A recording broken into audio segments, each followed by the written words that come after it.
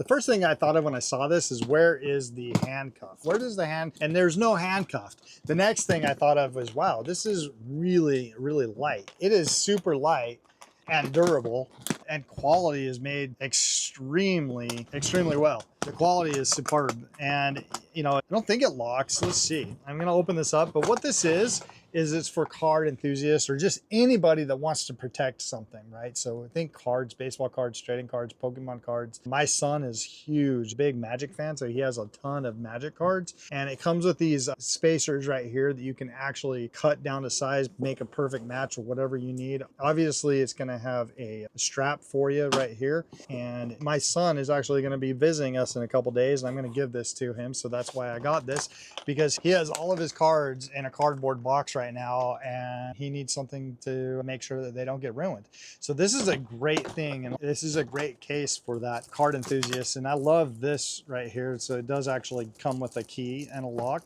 So you get 3 keys right here for this box.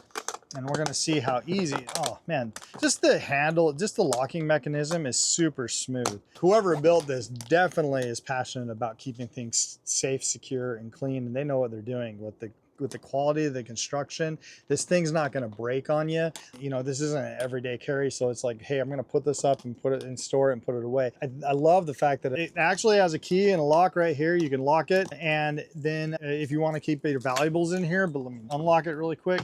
And let me kind of show you what I like about it. It has this kind of hard plastic in here. It's like hard, soft rubber with the egg foam right here, so it's going to keep that out. And then if you don't have all the cards that stack here, you can put these foam little bracers right here so that your cards can stack up. All right, this is going to be a great option for storing your cards. The only problem that I can think of this is that it's not that big, and so if you have a lot of cards, you might need 2 of them.